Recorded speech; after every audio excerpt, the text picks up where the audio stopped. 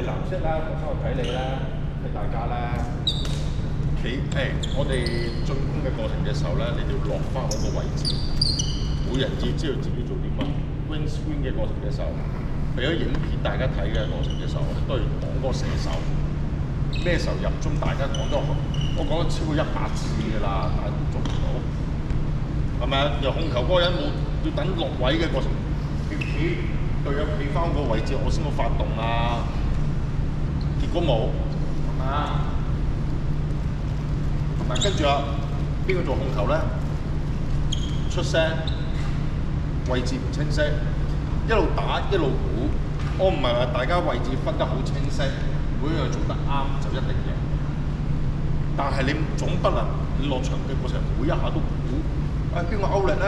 邊個箭頭咧？結果咧，我諗住我做歐力，結果我又做咗歐力。佢打到咁快又冇人跑，我哋一開頭已經跑幾球啦，係咪啊？明白啊？練波係咪一定贏波？唔係啊！咁練波做咩啊？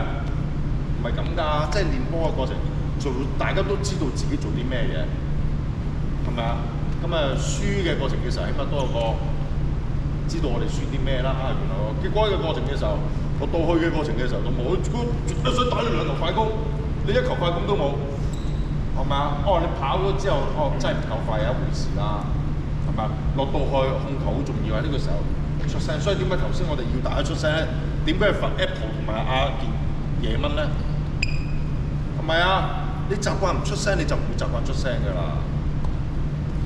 一個道理好簡單，你要知你自己做緊乜，控球嘅過程嘅時候，邊個做控球啊？係咪啊？好咁我做㗎咯，直頭你睇我俾個波你。係咪要咁樣㗎？我唔出聲，出聲位置落位，係咪讓隊友知道佢啲咩？你做控球唔係淨係攞住個波拍幾球波就叫控球，係幫隊友嗰個位置。Let's go，let's go，去。